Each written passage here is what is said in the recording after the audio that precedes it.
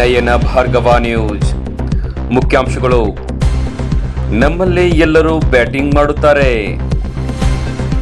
CS Nadagouda ಅಪ್ಪಾಜಿ.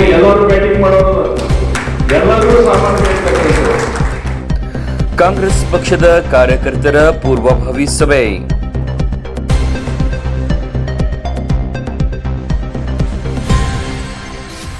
ವಾರ್ತೆಗಳ ವಿವರ. ಬಿಜೆಪಿಯಲ್ಲಿ ಒಬ್ಬನೇ ನಾಯಕ, ನರೇಂದ್ರ ಮೋದಿಯವರು ಕ್ಯಾಪ್ಟನ್. ಜೀರೋಗೆ ಅವರು ಔಟ್ ಆದರೆ ಮುಂದೆ ಬ್ಯಾಟಿಂಗ್ ಮಾಡೋರು ಯಾರೂ ಇಲ್ಲ. ನಮ್ಮ ಕಾಂಗ್ರೆಸ್ ಪಕ್ಷದಲ್ಲಿ ಎಲ್ಲರೂ ಬ್ಯಾಟಿಂಗ್ ಮಾಡುತ್ತಾರೆ. ನಮ್ಮದು ನಿಜವಾದ ಟೀಮ್ ಎಂದು ಕರ್ನಾಟಕ ಸಾಬೂನು ಹಾಗೂ ಮಾರ್ಜಕ ನಿಗಮದ ಅಧ್ಯಕ್ಷ ಶಾಸಕ CS ನಾಡಗೌಡ ಅಪ್ಪಾಜಿ ಹೇಳಿದರು. ಅವರು ಶನಿವಾರ ಮುದ್ದೇಬಿಹಾಳ ಪಟ್ಟಣದ ಟಾಪ್ ಇನ್ ಟೌನ್ ಹಾಲ್ನಲ್ಲಿ ಲೋಕಸಭಾ ಸಾರ್ವತ್ರಿಕ ಚುನಾವಣೆ ಅಂಗವಾಗಿ ಕಾಂಗ್ರೆಸ್ ಪಕ್ಷದ ಕಾರ್ಯಕರ್ತರ ಪೂರ್ವಭಾವಿ ಸಭೆಯ ಅಧ್ಯಕ್ಷತೆಯನ್ನು ವಹಿಸಿ ಅವರು ಮಾತನಾಡಿದರು. PM ಮೋದಿ ಅವರಿಗೆ ಮುಖ್ಯಮಂತ್ರಿ ಸಿದ್ದರಾಮಯ್ಯನವರಿಗೆ ಇರುವಷ್ಟು ರಾಜಕೀಯ ಜಾಣತನವಿಲ್ಲ. ಸಿದ್ದರಾಮಯ್ಯನವರಂತೆ ಆಡಳಿತ ಮಾಡಲು ಸಾಧ್ಯವಿಲ್ಲ. ನಮ್ಮ CM ಅವರಿಗೆ ಹಿಂದಿ ಬರುತ್ತಿದ್ದರೆ ಪರಿಸ್ಥಿತಿಯೇ ಬೇರೆ ಇತ್ತು. ಆದರೂ ನಮ್ಮ ರಾಷ್ಟ್ರೀಯ ನಾಯಕರಾದ ಖರ್ಗೆಯವರು ಮೋದಿ ಅವರಿಗೆ ಸವಾಲನ್ನ ಹಾಕಿ ಟೀಕೆ ಮಾಡುತ್ತಾರೆ. ನಮ್ಮಲ್ಲಿ ನಾಯಕರ ಕೊರತೆ ಇಲ್ಲ, ಪಕ್ಷದಲ್ಲಿ ಕೆಲವರು ನಾಯಕತ್ವ ಇಲ್ಲ ಎನ್ನುತ್ತಾರೆ.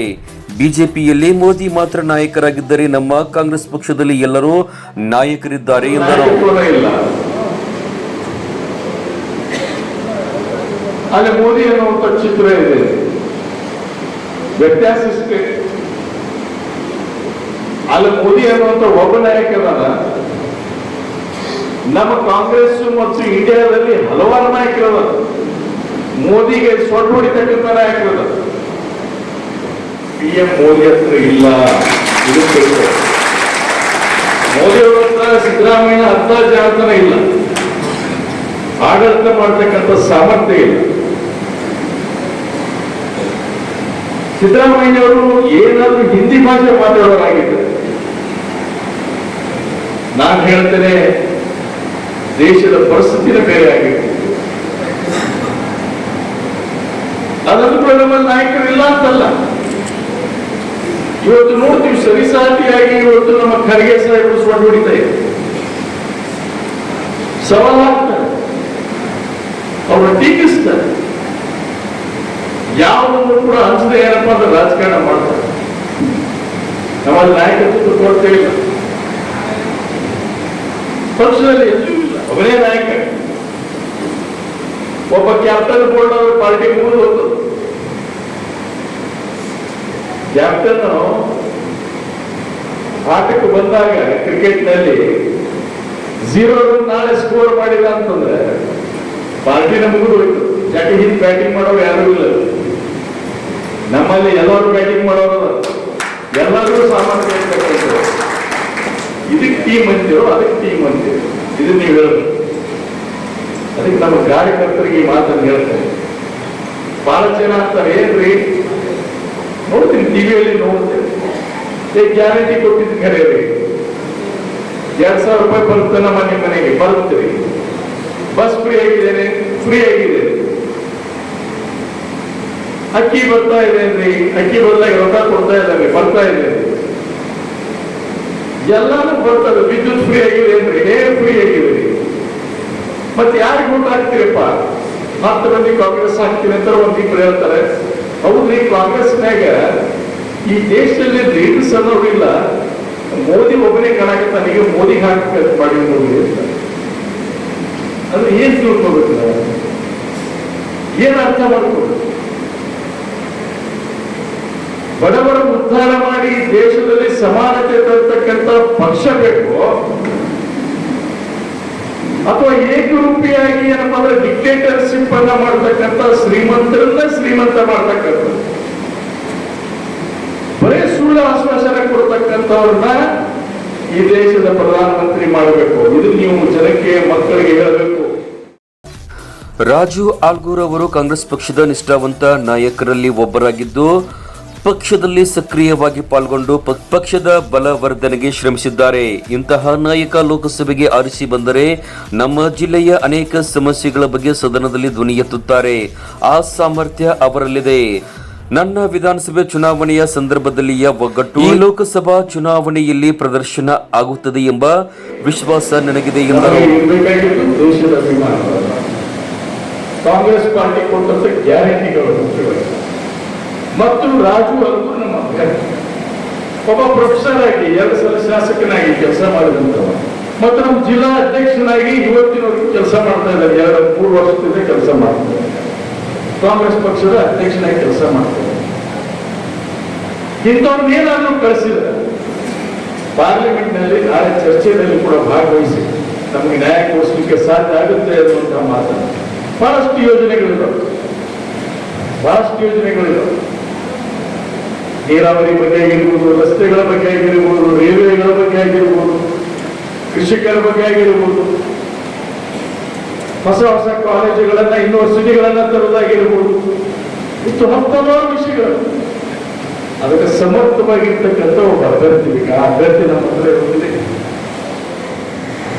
ನಾ ಬಹಳ ಬಿಚ್ಚು ಮನಸ್ಸಿಂದ ಹೇಳ್ತೀನಿ, ನನ್ನ ಚುನಾವಣೆಯಲ್ಲಿ ಏನಿತ್ತಲ್ಲ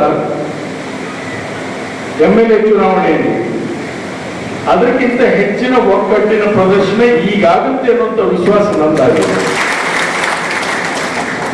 ಅದಕ್ಕಿಂತ ಹೆಚ್ಚು ಒಗ್ಗಟ್ಟಿನ ಪ್ರದರ್ಶನ ಇವತ್ತಾಗುತ್ತೆ, ಇದು ನನ್ನ ವಿಶ್ವಾಸ.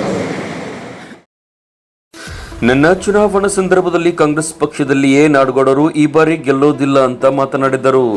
ಜನರು ಮನಸ್ಸು ಮಾಡಿದರೆ ಬದಲಾವಣೆಯ ತೀರ್ಮಾನ ನೀಡುತ್ತಾರೆ ಎನ್ನಲು ಮುದ್ದೇಬಿಹಾಳ ವಿಧಾನಸಭೆ ಚುನಾವಣೆಯೇ ಸಾಕ್ಷಿ ಎಂದು ಈ ವೇಳೆ ಶಾಸಕರಾದ CS ನಾಡಗೌಡ ಹೇಳಿದರು.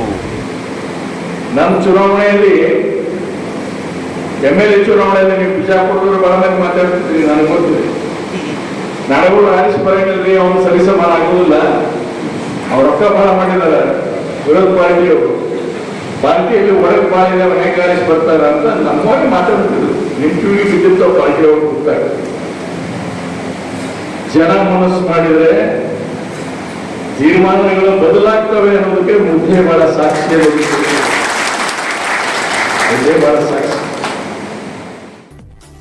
ಬರಗಾಲ ಬಿದ್ದಿದೆ, ಕೇಂದ್ರದಿಂದ ಪರಿಹಾರ ಬಂದಿಲ್ಲ. ನೀರಾವರಿಗೆ ಪರಿಹಾರ ಬರಬೇಕಿತ್ತು, ಅದಕ್ಕೂ ಇಲ್ಲ. ಭದ್ರಾ ಯೋಜನೆಗೂ ನೀಡಿಲ್ಲ. ರಾಜ್ಯ ಸರ್ಕಾರಕ್ಕೆ ಬರಬೇಕಾದ ತೆರಿಗೆ ಇಲಾಖೆಗಳಿಗೆ ನಿಗದಿಯಾದ ಹಣ ಬಂದಿಲ್ಲ. CM ಮಂತ್ರಿ ಮಂಡಲ ಹೋಗಿ ಪಾರ್ಲಿಮೆಂಟ್ನಲ್ಲಿ ಸತ್ಯಾಗ್ರಹ ಮಾಡಿ ಬಂದರೂ ಅವರು ಕ್ಯಾರೆ ಮಾಡಿಲ್ಲ. ಯಾವ ತತ್ವ ಸಿದ್ಧಾಂತದ ಮೇಲೆ ದೇಶ ನಡೆದಿದೆ? ಯಾವ ರಾಜ್ಯದಲ್ಲಿ ಕಾಂಗ್ರೆಸ್ ಪಕ್ಷ ಅಧಿಕಾರದಲ್ಲಿ ಇದೆಯೋ ಅಲ್ಲಿ ನೆರವನ್ನ ಕೇಂದ್ರ ಬಂದ್ ಮಾಡಿದೆ. ಇದರಿಂದ ಜನರು ರಾಜ್ಯ ಸರ್ಕಾರದ ವಿರುದ್ಧ ತಿರುಗಿ ಬಿಜೆಪಿಗೆ ಮತ ಹಾಕುತ್ತಾರಂತ ಸಂಚನ್ನ ಭ್ರಷ್ಟ ಬಿಜೆಪಿ ಮಾಡುತ್ತಿದೆ. ಟಿವಿ ಜಾಹೀರಾತುಗಳು ಸೆಕೆಂಡ್ ಮೇಲೆ ಇರುತ್ತವೆ. ಅದಕ್ಕೆ ಕೇಂದ್ರ ಸರ್ಕಾರ ಎಲ್ಲಾ ವಾಹಿನಿಗಳಿಗೆ ಜಾಹೀರಾತು ಕನಿಷ್ಠ ಕೋಟ್ಯಾಂತರ ರೂಪಾಯಿ ಹಣವನ್ನ ಬಿಜೆಪಿ ವಯ್ಯ ಮಾಡುತ್ತಿದೆ.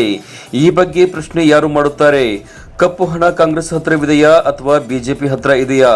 ಇದನ್ನ ಜನರೇ ಅರ್ಥ ಮಾಡಿಕೊಳ್ಳಬೇಕು ಎಂದು ಹೇಳಿದರು. ಸಭೆಯಲ್ಲಿ ಗ್ಯಾರಂಟಿ ಯೋಜನೆ ಪ್ರಾಧಿಕಾರದ ತಾಲೂಕಾ ಅಧ್ಯಕ್ಷ ಶಿವಶಂಕರ ಹಿರೇಗೌಡರ್ ಹಾಗೂ ರಾಜು ಆಲ್ಗೂರ್ ಅವರ ಸ್ನೇಹಿತ ಪ್ರೊಫೆಸರ್ ಮಹೇಶ ಚಂದ್ರ ಯಂಕಂಚಿ, ಕಸಪ ನಿಕಟಪೂರ್ವ ಅಧ್ಯಕ್ಷ MB ನವದಗಿ, BK ಬಿರಾದಾರ್, ತಿಪ್ಪಣ್ಣ ದೊಡಮನಿ, ಬಸವರಾಜ್ ಚಿನವಾರ್, ಸುಜಾತಾ ಶಿಂದೆ ಸೇರಿದಂತೆ ಇತರರು ಮಾತನಾಡಿ, ಮೋದಿ ಆಡಳಿತದಲ್ಲಿ ಬಡವರು ಬಡವರಾಗಿ, ಶ್ರೀಮಂತರು ಶ್ರೀಮಂತರಾಗಿ ಇರುತ್ತಾರೆ. ರಾಮ ಮಂದಿರ ನಿರ್ಮಾಣವನ್ನ ಚುನಾವಣೆಗೆ ಬಳಸಿಕೊಂಡ ಕೇಂದ್ರ ಬಿಜೆಪಿ ಈವರೆಗೆ ನೀಡಿರುವ ಭರವಸೆಯನ್ನ ಈಡೇರಿಸಿಲ್ಲ. ರಮೇಶ್ ಜಿಗಜಿಣಗಿ ಅವರು ಸದನದಲ್ಲಿ ಈ ಭಾಗದ ಸಮಸ್ಯೆಗಳ ಕುರಿತು ಧ್ವನಿ ಎತ್ತಿಲ್ಲ. ಜನರ ಭಾವನೆಗಳಿಗೆ ಅರ್ಥ ಮಾಡಿಕೊಳ್ಳದ ವ್ಯಕ್ತಿ ನಮ್ಮ ಸಂಸದರಾಗಬೇಕಾ ಎಂದು ಪ್ರಶ್ನಿಸಿದರು. 1,50,000 ಮುನ್ನಡೆಯನ್ನ ಲೀಡರ್ ತೆಗೆದುಕೊಂಡು ಇವತ್ತು ಜಯ ಗಳಿಸ್ತಾ ಇದೆ ಅಂತಕ್ಕಂಥ ಒಂದು ಹೆಮ್ಮೆ ನನಗಿದೆ. ಬಹುತೇಕವಾಗಿ ನಾನು ಜಿಲ್ಲೆಯಲ್ಲಿ ಅನೇಕ ಜಿಲ್ಲಾ ಪಂಚಾಯಿತಿಗಳನ್ನ ಮತ್ತು ತಾಲೂಕು ಕೇಂದ್ರಗಳಲ್ಲಿ ನಾನು ಸಂಚಾರ ಮಾಡುವಾಗ ಕಾಂಗ್ರೆಸ್ ಪಕ್ಷದ ಅಭ್ಯರ್ಥಿಯಾಗಿರ್ತಕ್ಕಂಥ ನನ್ನ ಸ್ನೇಹಿತ ರಾಜು ಆಲ್ಗೂರ್ ಅವರಿಗೆ ಅಪೂರ್ವ ಬೆಂಬಲ ವ್ಯಕ್ತವಾಗ್ತಿರ್ತಕ್ಕಂಥದ್ದು. ಇವತ್ತ ಆ ಒಂದು ವಿಷಯವನ್ನು ನಾನು ಹೇಳಕ್ಕೆ ಇಲ್ಲಿ ತುಂಬಾ ಸಂತೋಷ ಆಗ್ತಾ ಇದೆ. ಅದೇ ರೀತಿಯಾಗಿ ಇವತ್ತ ಮುದ್ದೆಗಳ ವರದಿಗಳನ್ನು ಕೂಡ ನಾವು ತರಿಸ್ತಾ ಇದ್ದೀವಿ. ಯಾಕಂದ್ರೆ ನಮ್ಮ ನಾಡಗೌಡ ಸಾಹೇಬರು ಈ ವರ್ಷ ಯಾವುದೇ ಚುನಾವಣೆಗಳಿದ್ರು ಕೂಡ ಇವತ್ತು ಬಹುತೇಕವಾಗಿ ತಮ್ಮ ಚುನಾವಣೆಯ ಹೆಚ್ಚಿನ ಒಂದು ಶ್ರಮವನ್ನು ಹಾಕಿ ಅದರ ಮುಖಾಂತರ ಈ ಮುದ್ದೇಬಿಹಾಳ ತಾಲೂಕಿನಲ್ಲಿ ಇವತ್ತ ಕಾಂಗ್ರೆಸ್ ಪಕ್ಷಕ್ಕೆ ಹೆಚ್ಚಿನ ಒಂದು ಬಹುಮತವನ್ನು ತಂದುಕೊಳ್ಳುವಲ್ಲಿ ಇವತ್ತು ತಮ್ಮ ತಂಡವನ್ನು ಕಟ್ಟಿಕೊಂಡು ರಾತ್ರಿ ಹಗಲು ಶ್ರಮಿಸ್ತಾ ಇದೆ. ಸಭೆಯಲ್ಲಿ ಬ್ಲಾಕ್ ಕಾಂಗ್ರೆಸ್ ಅಧ್ಯಕ್ಷ ಗುರು ತಾರ್ನಾಳ್, ಬಾಪುರಾವ್ ದೇಸಾಯಿ, ಎಂಎನ್ ಮದರಿ, ರಾಯನಗೌಡ ತಾತ್ರಡಿ, ಮಹಬೂಬ್ ಮುಲ್ಲಾ, ಶೋಭಾ ಸಿಳಗಿ, ಸದ್ದಾಂ ಕುಂಟೋಜಿ, ಶ್ರೀಕಾಂತ್ ಚಲವಾದಿ, ಸಿಕಂದರ್ ಜನವೇಕರ್, ಮೊಹಮ್ಮದ್ ರಫೀಕ್ ಶಿರೋಳ್,